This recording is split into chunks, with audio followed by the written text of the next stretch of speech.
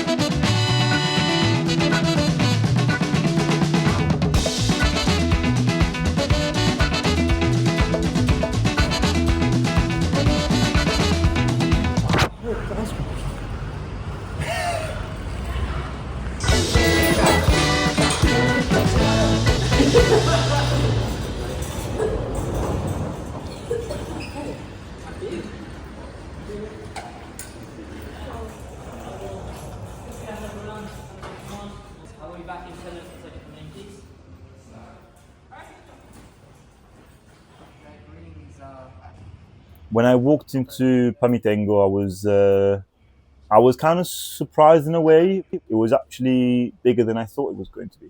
So it was kind of like stepping back in time to back when I first started climbing. All the holes are very small.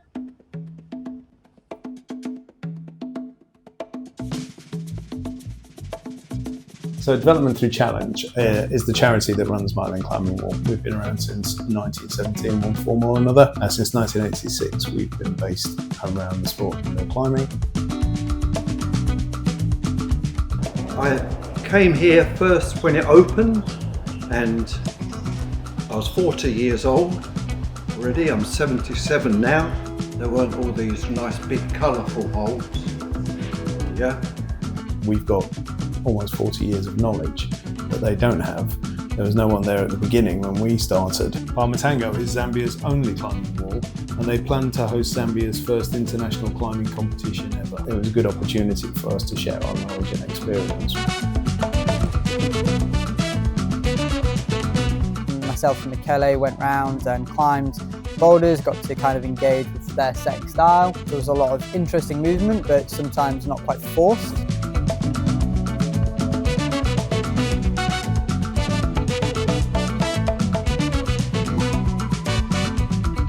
Everything was really reachy. The grade was determined by the distance between holds and how burly something was. Come on!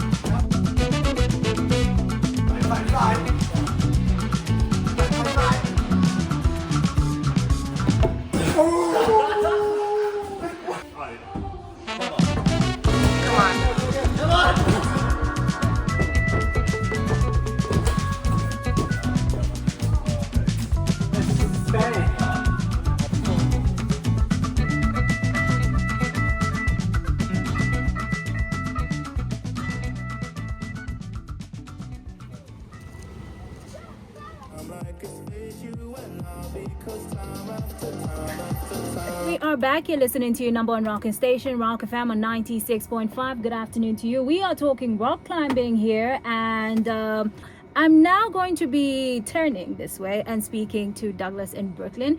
Or what motivated you to travel down here to Zambia?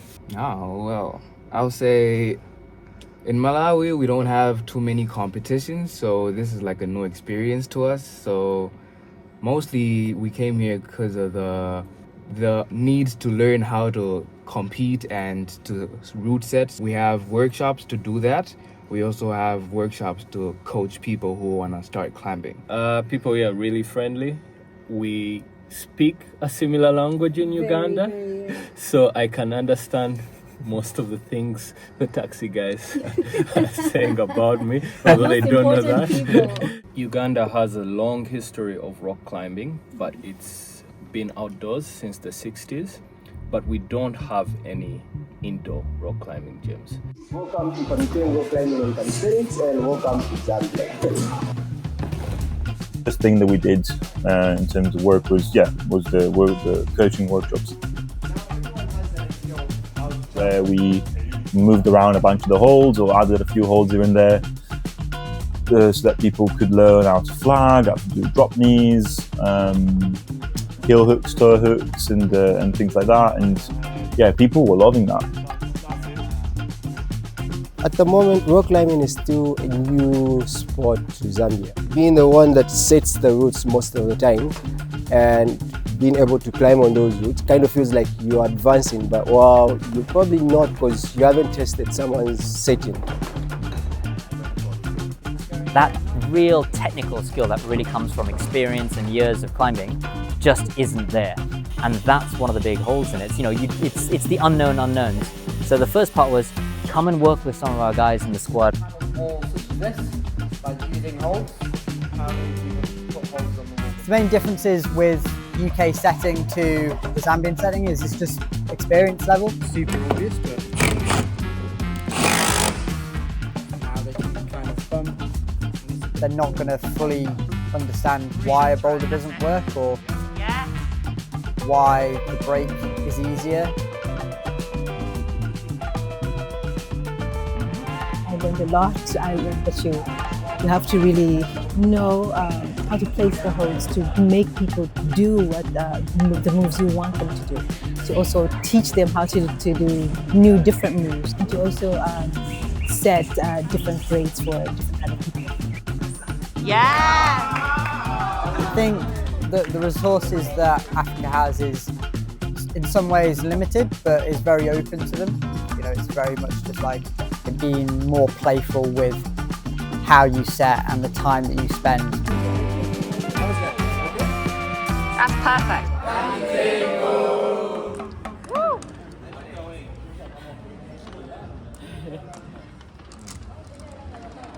That makes kind of sense.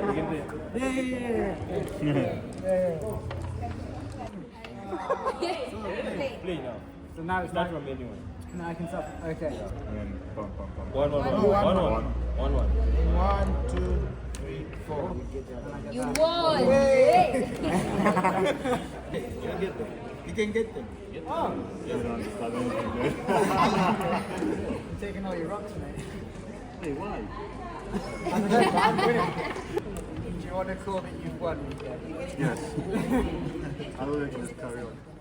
The more you climb with people, the more you gain from them and the more you teach other people. So it's like you gain something and you give something. So climbing is a very inclusive sport. And then, yeah, it's really important for people to compete. So it pushes you to your limits.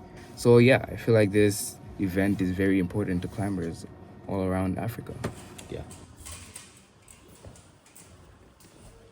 This competition, the reason why I'm so excited about this, it's gonna help us to widen up the network in reaching out to more Zambians. We're still low on the rate of how many, or the percentage of Zambian climbers. Many Zambians, I would say, usually refer this sport to saying it's a white man's sport, meaning a person like me is probably not able to climb it. So it's kind of like pushing me as well to make more advancement in climbing, so people wouldn't just see it as a white man's sport, but also anyone can do it. You know, the ultimate goal is to get someone to the Olympics in Zambia. Now that is a long way off, but we've got to start building somewhere.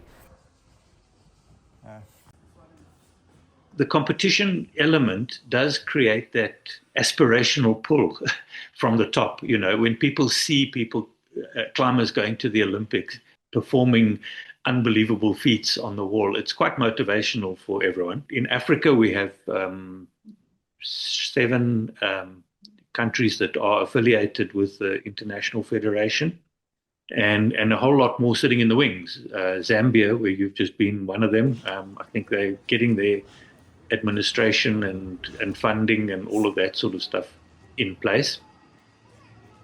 So I think we're making some progress. We've still a long way to go before we catch up with Europe. We do have different challenges to the rest of the world.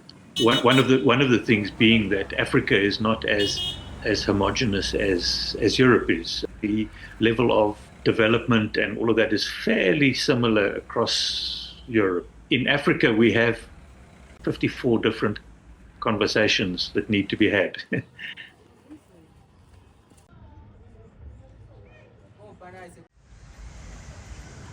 You know, most of the guys that started to climb here, they've never seen a hold bigger than about, you know, a football, right? How to use slopers. Dual techs is the thing that we've just put in. If we want to get to a competitive level, we just have no experience on, and puts you at a disadvantage. Mylan kindly offered, we're going to bring in a bunch of holds. And the idea was hopefully to get it for the competition. We are a landlocked country in the middle of Africa. In order to get something here, typically to keep costs down, you have to ship it. It was like half a ton of grips. It was a lot. And I think we sent it off a month before we left, and it was meant to arrive in 5 working days. It's classic, and the holes are currently stuck somewhere between here and Nairobi, which we haven't been able to get them on time, which is a real shame. Again, I had to be adaptable and use their holds, which was interesting. Yeah, 90% of it was not directional. By directional, I mean if you got a hole like this, you can only really pull in this direction and use it. All the other sides are going to be useless.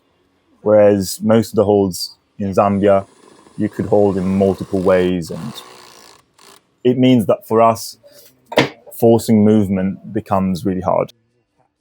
The walls were hardened due to the fact that they have a massive termite problem.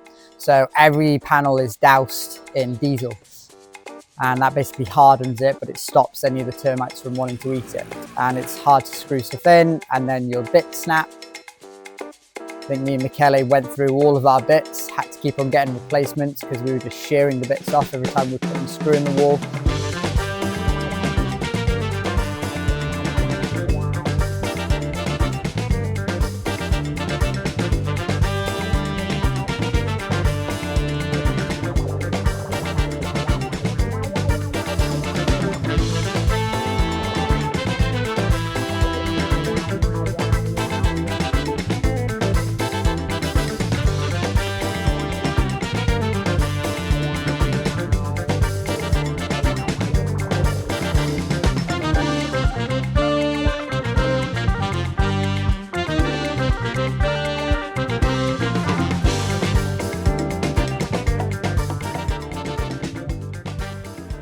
7 for second, 3 for third. Points of contact that they need to do. So they could pull on with just right foot on, or they could pull on with left foot, or they could pull on there. Guys, hold on 1 second. We're going to hand you over to Will. He's going to do your briefing. Okay, so everyone has a scorecard. If you look at your scorecard. 5, 4, 3, 2, 1. So we love this kind of collaboration as a British High Commission. We believe in partnerships between countries. We've got people from all over Africa, from gyms in Malawi, from gyms in Uganda, are all coming together to learn from each other about how to develop the sport and having some fun together. Jaden is 300100. 3001, yeah? 3001. Okay, next. Thomas. Our fourth seed with 37 points is Claire. Our third seed in fifth place with 91 points, Mavuto.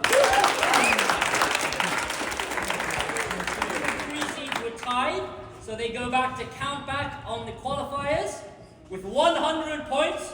Jack in third seed.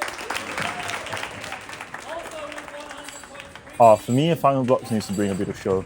If he doesn't have show, then he doesn't belong into the finals. It doesn't necessarily mean that he's got like some crazy coordination move. It means that it creates a level of suspense. Yeah. Where the audience is just looking at this climber getting closer and closer to the finish, but still falling off, and then hopefully you get something like a buzzer beater, and then that's the best feeling.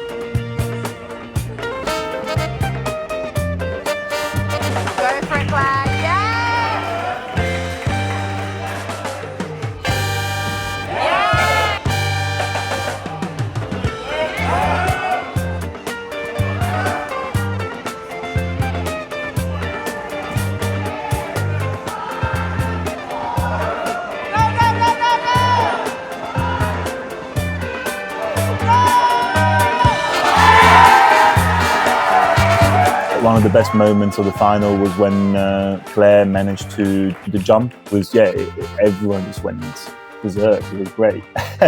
Claire was always improving on each boulder that she was getting on. She made it clear from the start that she was quite anxious in competitions. It was really challenging for her. On female 4, you had these like rectangular thick pinches, and you had to wrap them in a specific way to start the boulder. It was an intense position to be in, and Claire was trying every possible combination that you could think of. She was really like trying to pick this boulder apart, or the start of the boulder anyway.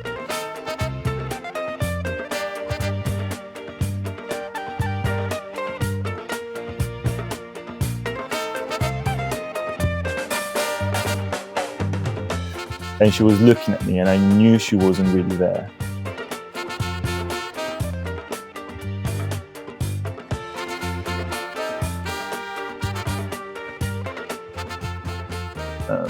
ended up passing out.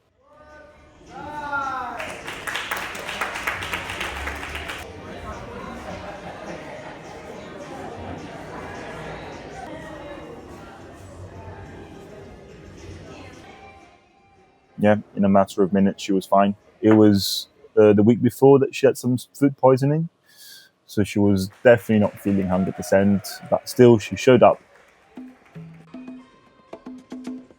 for the men's category. Brooks, climber from Malawi, and Jack from Zambia were neck and neck.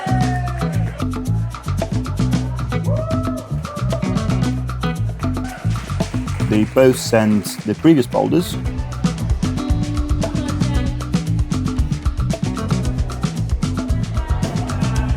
Except they both struggled on men's 3. And so it all came down to boulder number 4.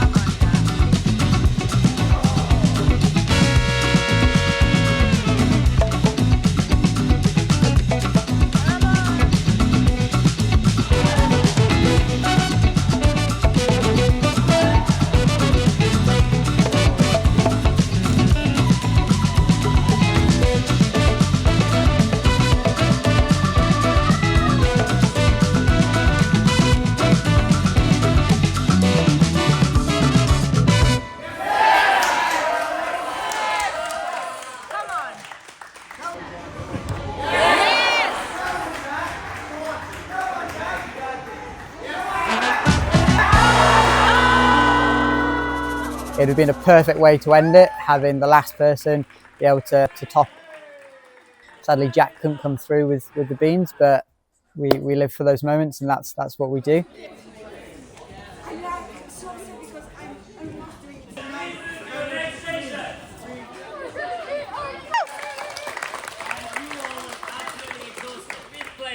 With 29.9 was Mavuto.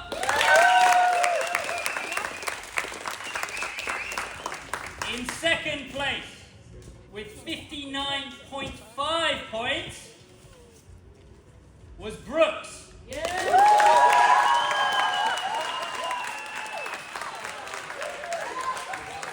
first place, being the only person to get to all 4 bonuses from Zambia.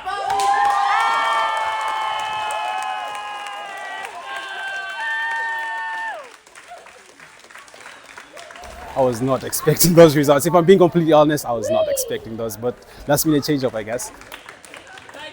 I wasn't expecting to get second because they're very good climbers here. So I'm pretty glad that I did. That was I couldn't believe I actually grabbed it. I came so close and I was like, and yeah, you kept saying you're so close, and I felt it too. So yeah. First 2, that was good. Second, the last 2 were like my obstacles. So yeah. So I need to work on dynos and crimps. Yeah, definitely dynos, because I was so upset I couldn't jump from the last route that I was on. But I love the set. Yeah. We'll just have it there for no reason, but it'll be good. If someone does it, then they do. Go. Do we have the balls? Me and Michele wanted to make the local dish that we'd been eating the entire time, which was a dish called Mishima. Brooks and Happy told us basically how to make the dish. But yeah, man, it was hard work. And then you're gonna get back to it after like. Okay.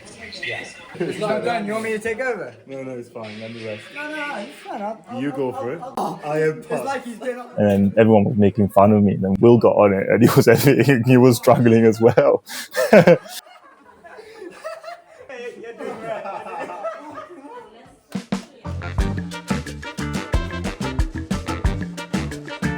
And just, yeah, generally had a really nice chilled evening before getting up early and going on our final climbing trip to Rafunza and going out into the wild.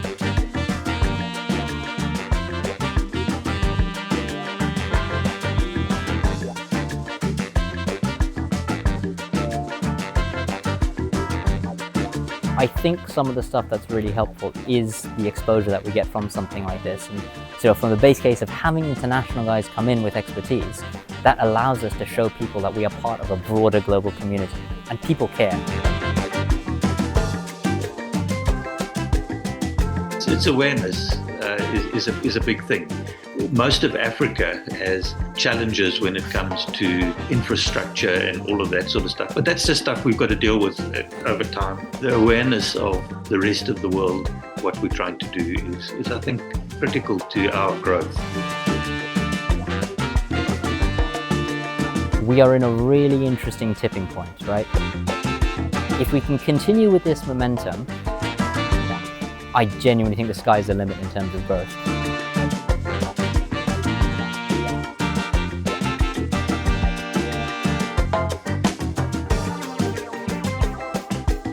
When are we going back? When are we going back? The only thing I would say is almost a plea out for you guys. Come and immerse yourself into Zambia. If you can get here, we need your skills and your time.